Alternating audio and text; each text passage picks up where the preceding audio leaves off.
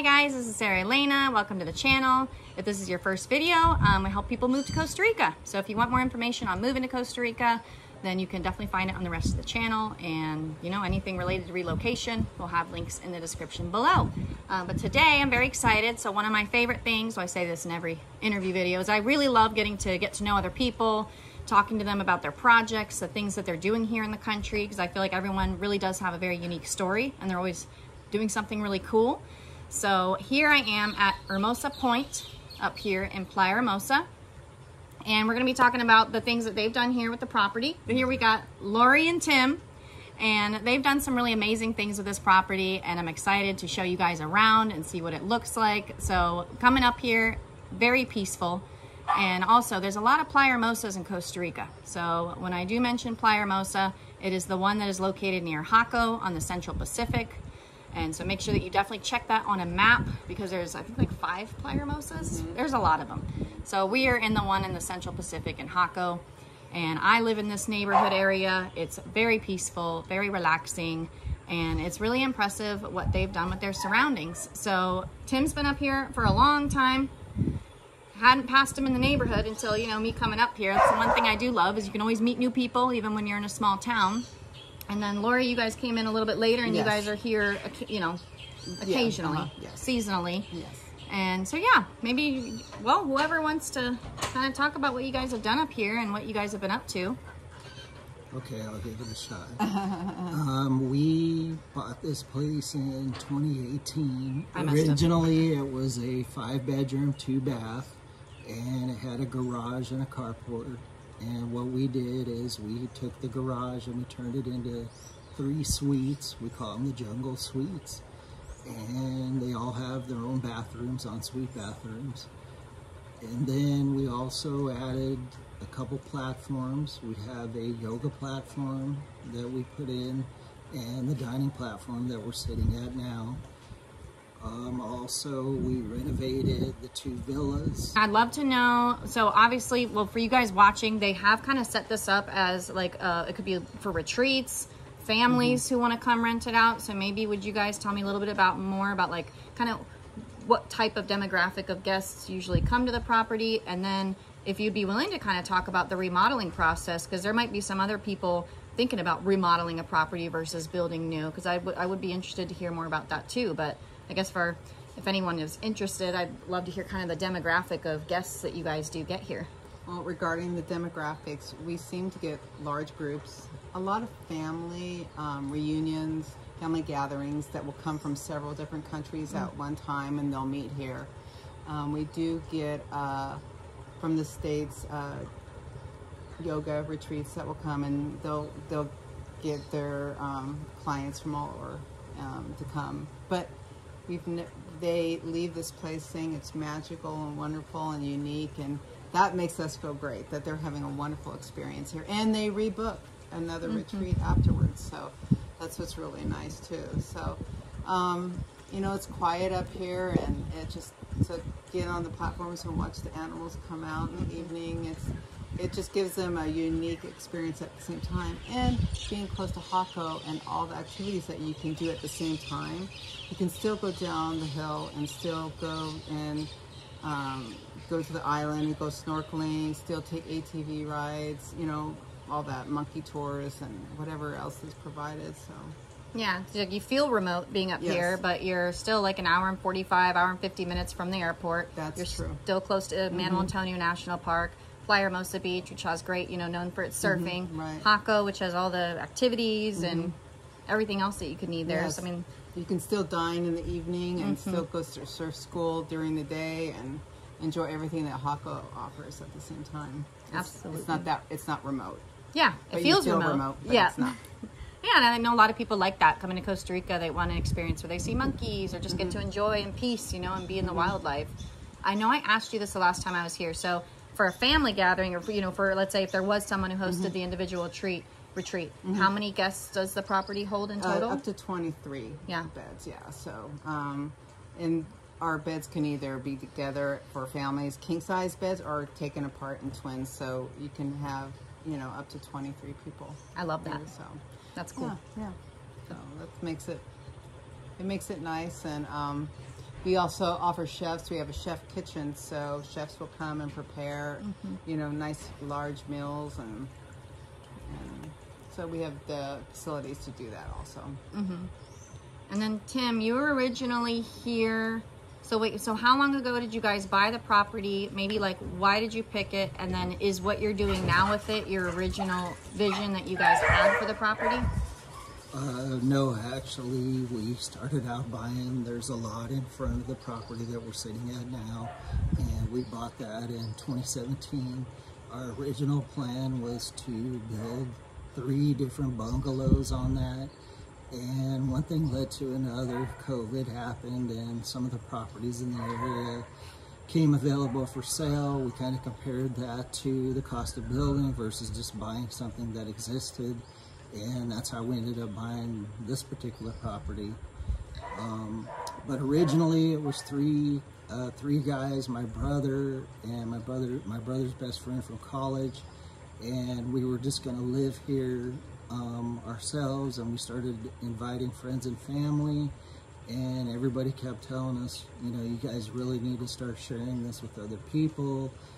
You guys don't live here year round, you know, you should put it to use. And we had a few different people come that looked at the place and wanted to do yoga retreats, and that's kind of how that ended up happening. And it just kind of grew from there. That's exciting. And then I remember you told me that you never, kind of in your wildest dreams, imagined that you'd be down here in Costa Rica. A year ago, no. We started talking to Tim about it, and we're like, you know, okay, I'll go. And so it was July of last year we came here. And I said after 3 days, I hate to admit it, I love it here.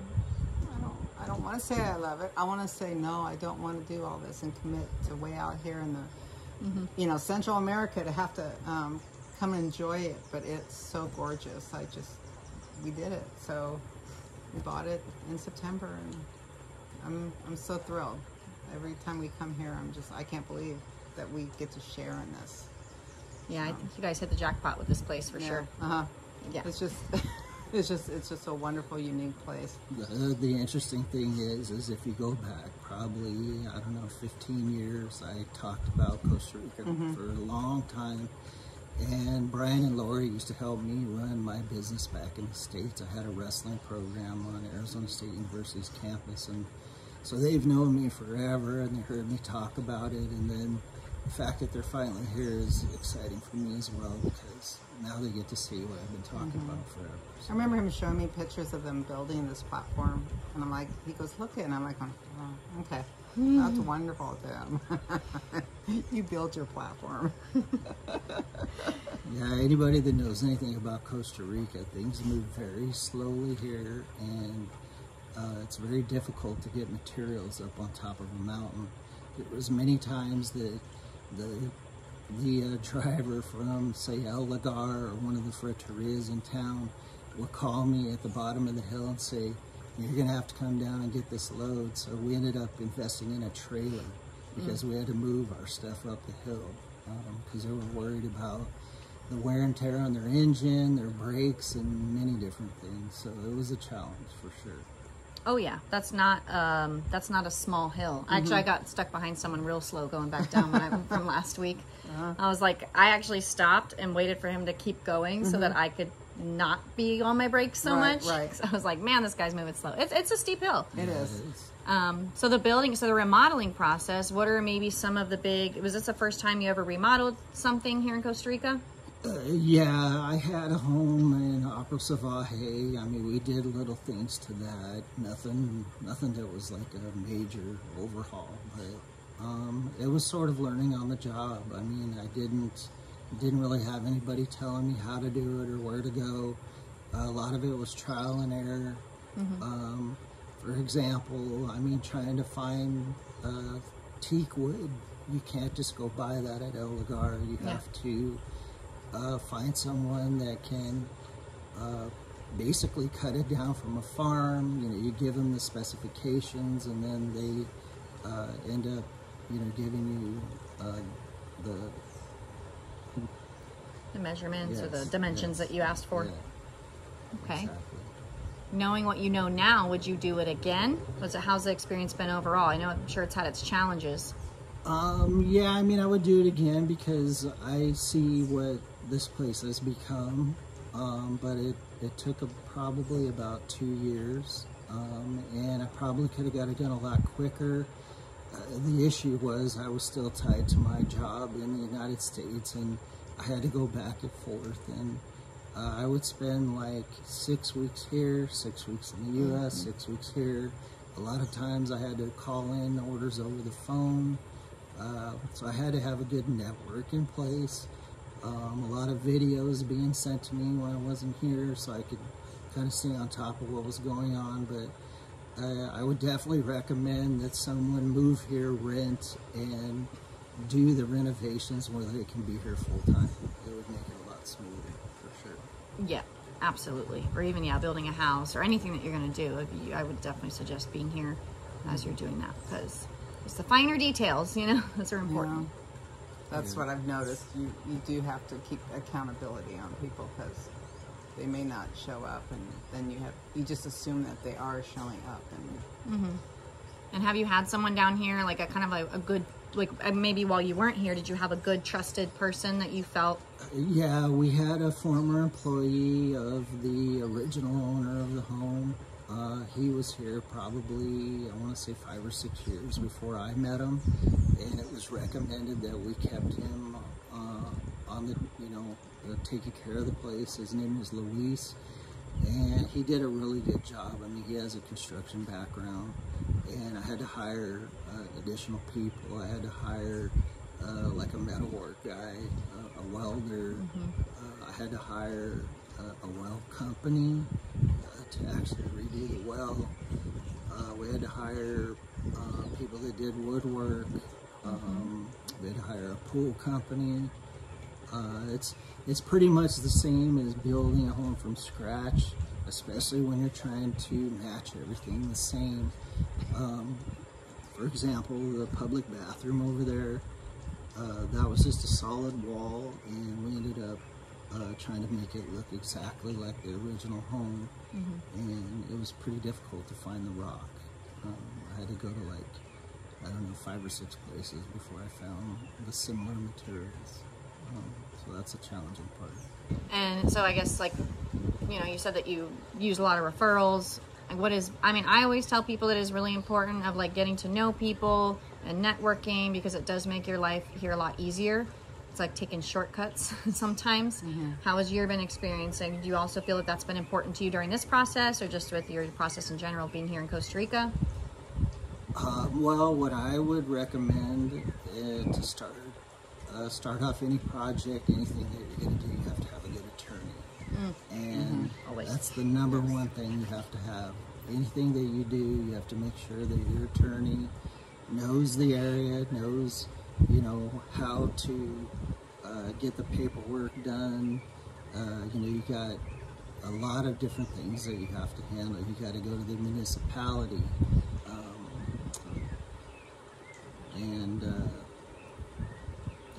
Yeah, absolutely. Yeah, we had this discussion yesterday in our group meeting. Actually, sometimes I bring the attorney into our group meeting just to ask a lawyer questions for our clients.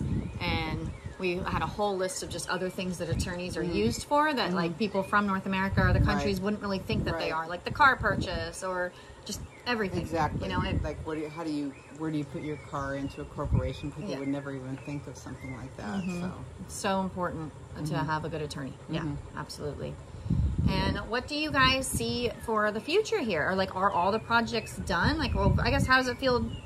Are things done? Kind of, how do you imagine your future? You think you'll be down here more full time one day? Yes, and we plan on building on that, the lot over there, some bungalows for us, and continue to use this, for rentals, and then we'll live down there.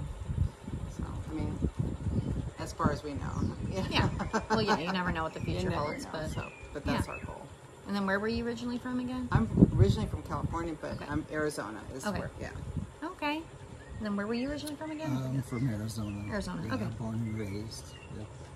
And then, so I know you chose this area. Was it this area that you kept coming back to all those years before December 2019? Yeah, what got me down here is one of my good friends from way back in junior high school. His dad was actually my principal, and he moved down here in 1999, and for like, no, I didn't come until 2004, but for a better part of 5 years, he kept saying, you need to come down here, you need to check it out. And I came down in August of 2004, and immediately I fell in love with the place because it's a complete opposite from Arizona. Arizona is a dry desert, and this is as green as anything can be. The weather's a lot different. I just really liked it right out of the gate, and I would say within a few months I was trying to figure out how I could buy something here, and one thing led to another, and here I am. And here you are. That's awesome. So for I guess that's the last question I would have for you guys. What would be your 3 maybe top tips if someone were thinking on embarking on a similar project like this? It's okay if you need time to think about it. Yeah. I like to put people on the spot. You know, there's never any scripts with these things. So. Well, I'm going to revert back to my statement of make sure you have a good attorney. Yeah. And then I would talk to people in the area that you're looking at building and find out who they utilize, and because typically people that have been here prior to someone that's coming that's new, they've been through all the trials and tribulations of the problems, and you can get a lot of good referrals from people that have done it before, and that's kind of what I did. Like my neighbor, for example, down the hill right here, was the one that originally built this place. So when I first started out, I had a lot of questions for him, and then as I went along, I started meeting new people, talking to other neighbors, and eventually found the right group of people to pull off getting all the renovations done. And then maybe what have been your favorite parts about doing this? Just experiencing, making it, keeping the uniqueness so other people can enjoy it. And that, to me, that was important. And to read the reviews of the people when they leave and they say they feel the same way I do, that to me is like really, really important. So some people say I can't even put into words how nice it is. That's what I want people to walk away with, something that's, you know, they've experienced. So yeah, it's like something important. They're going to remember for life. For life. If they're going to come to Costa Rica, have that memory of a really cool place to stay and have fun at the same time. Exactly. Yeah. I mean, we see this every day, so like I'd like to think I'm not taking it for granted, but maybe sometimes I do. So yeah, it's nice to be reminded that some people, this is a lifetime experience to be able to come and see these views, see the nature, you know, just be in this environment. So yeah, I mean, if you guys want to know more about what we're talking about and you want to come see this place in person, then definitely feel free to reach out to me. There'll be links down below. It is super magical, but also not far from the airport. Super quick to all the good, nice activities, zip lining, ATV, surfing, you know, all the beach stuff, all the daytime, nighttime activities of the area. So it really is like the perfect little spot. And then I guess, yeah, if anyone's got a real big family or a nice retreat. So I have a friend who's gonna come up here and take a look to do her retreat here. And I think this is an excellent retreat spot. It's so peaceful and tranquil. And then, yeah, you can go out and enjoy the other parts of Costa Rica that are around here. So I want to thank you guys for having me up. Oh, I'm glad you came. Yeah. Exciting. Yep, the first visit was awesome, and I hope to come back. Or I guess let me know when you guys are back too. Well, you're I guess you'll be around anytime. soon. All right. Yeah. Thanks. All right.